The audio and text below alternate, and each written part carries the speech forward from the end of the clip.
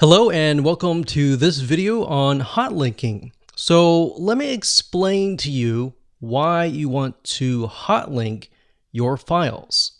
This includes any type of file on your website. Could be audio files, could be video files, could be images. What this does is it basically says and tells the system that the only way that, let's say, a video or an audio can load on your website is if it is actually coming from your website. So in other words, what that means is when somebody clicks on the video, the system will detect that that click is coming from your website. Or let's say you have another website and you want to allow people from that website or that website itself to access your images, your videos, and load it.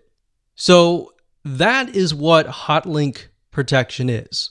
Hotlinking is the opposite of protection, obviously, but that basically means that somebody else who has not gotten your permission has placed your images, your videos on their website. Now, if you have hotlink protection enabled, they will not be able to load your images or your videos, unless of course they download it and upload it to their web hosting company. But for the most part, most people are lazy that do that, so they'll simply try to link to that particular link. But if you have hotlink protection on, then you will be able to protect yourself. Now, if you think about it, and you might think, well, that's not a big deal. The reason why it's a big deal is because if somebody else has a site that has a lot of traffic, or maybe you have videos and the videos add up to about a gig. So if they send, let's say they link to your zip files or your audio files and your video files, they are using your bandwidth. So as you know, if you're utilizing a web hosting company, that you pay for bandwidth. So you might only, let's say, for example, get about 100 gigabytes of bandwidth.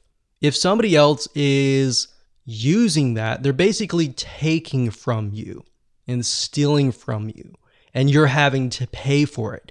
So that's basically what hotlinking is, and this is the protection. Now, this method only works if you have the cPanel, and if your web hosting company does not use cPanel, they may have some sort of hotlinking protection. You'll need to contact them and contact the support. But for the majority of you who are utilizing the cPanel web hosting panel, this is going to work for you. So all you need to do is simply log in and look for the hotlink protection link here. Go ahead and click on that. And here we are. So now what you need to do is simply go down to this box. It says URLs to allow access. So you can enter your domain. So you're going to want to enter www.yourdomain.com. So obviously whatever your domain is. You're also going to want to enter http://